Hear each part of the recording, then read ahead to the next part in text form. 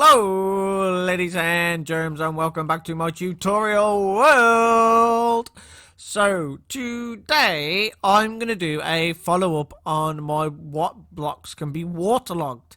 And since the Village and Pillage update and the Nether update, actually quite a lot of blocks were added to the list. In fact, there are in total 51 blocks. Now, that's not including all the variants, so I'm classing slabs as all one type of block, and stairs, I'm not doing stone stairs and all of that, and going through all of them because we'd be here all day. So, without further ado, please hit that subscribe button if you enjoyed this video, and don't forget to hit like if you found it interesting. Okay, so let's go and have a look at our first set of blocks that can be waterlogged. Okay, so far these are just the standard blocks that you get within Minecraft.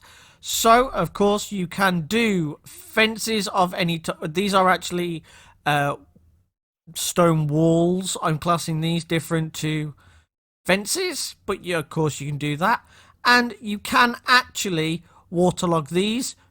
Don't click on them, click the block under them and you can waterlog them. A few blocks are actually like that within this. Of course, like I said before, you can in fact do stairs, and that's all type of stairs. Slabs, of course you can. Now, doors are a little funky. You can open them, you can close them, but if you shift click, you can do the top and the bottom.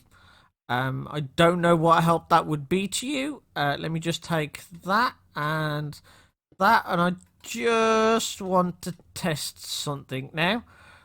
So, we're going to waterlog the top of the door. Now,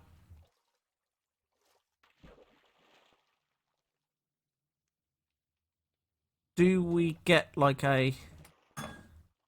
Yeah, as far as I can tell, there's an air block just there behind the door, so it'd be a good trick for, say, underwater exploring and stuff. Good way of using it anyway. Haha, the formidable trapdoor can also be waterlogged, which it actually gives me a good couple of ideas for the Bedrock server. But anyway, of course we can do iron, and of course we can do the glass panes. Now, this one surprised me. If you just click on it, it won't do it. But if you shift click and do it, you can actually flood ladders, which I was a bit like, oh my god. And scaffolding as well. Like, wow. I know you can just drop scaffolding straight in, but I was not expecting it to work that well. And here's one that I did not think was possible to work at all. Carpets. Yet you can waterlog carpets, so you could put a pattern on the bottom of the ocean if you wanted to. Leaves, obviously they can be waterlogged, and because the vines are the same type of block as stairs, they can also be waterlogged, which is pretty good actually. Now, I went over this last time, but you can do a cobweb. Now, normally water and a cobweb would not mix. Now, here's one that did surprise me, a mob spawner. I don't know what purpose that could possibly serve. I honestly don't. Like, I've been racking my brains all night trying to figure it out, and nope. And the dragon egg can be waterlogged, which I don't know why you would want to, unless say you were going to like encase it into glass or something. Now, here's one I did not think of last time. Beds can be waterlogged, both ends of the bed, or just one. Campfires can also get waterlogged, which was absolutely insane. Of course, then brewers can, anvils can, and I think that's the grind wheel, can also get waterlogged. You also have the enchanting table. And it actually does look really cool because the enchanting table is actually 1 pixel smaller than where the water comes, so it looks like that your book is just floating on water. It does give a really cool effect for anybody who does any interior building design.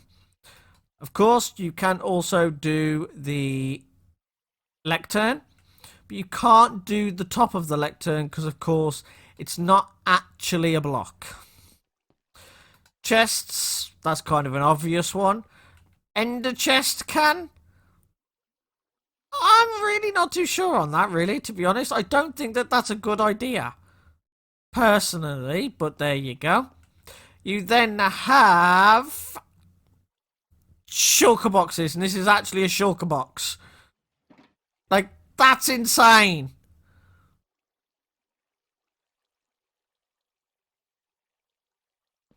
Signs, of course, can be waterlogged.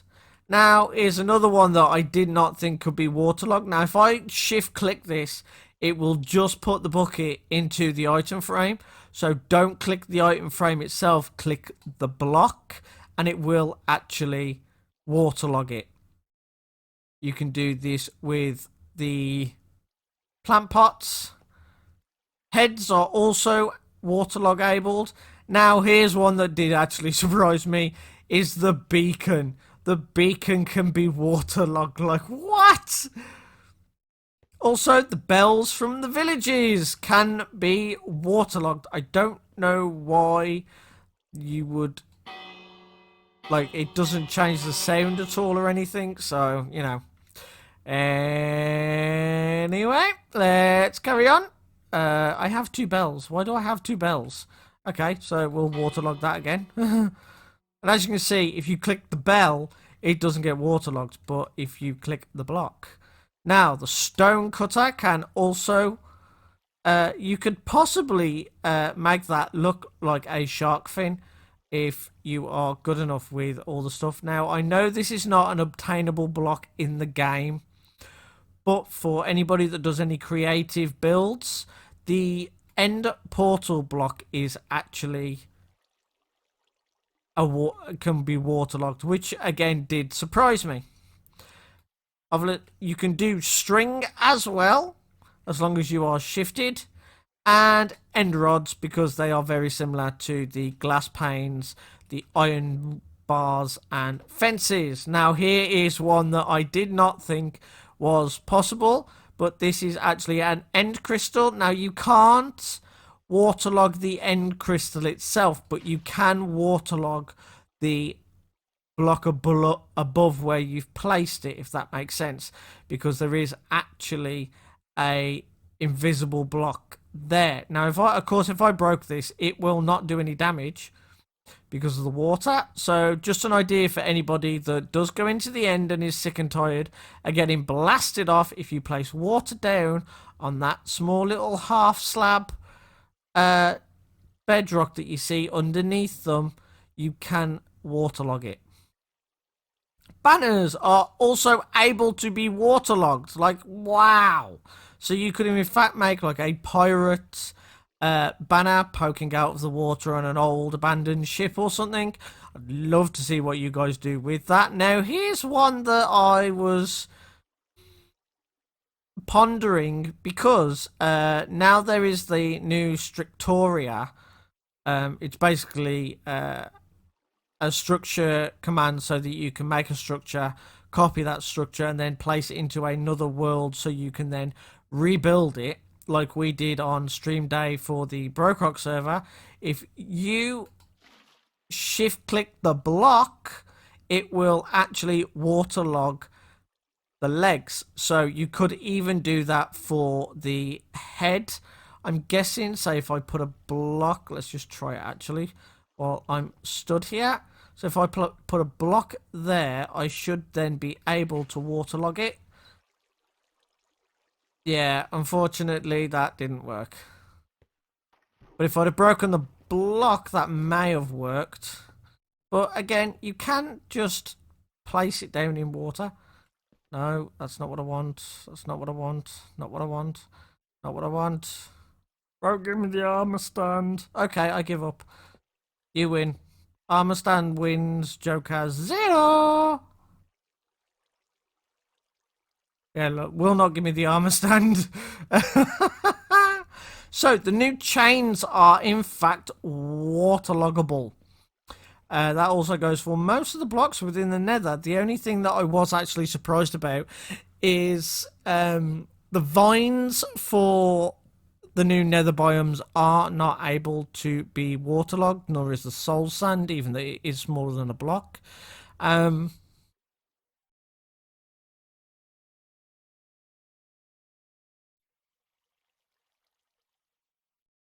fungi also isn't able to be waterlogged, and I'm trying to think of anything else that can't be. Basically, if it's not here, can't be waterlogged.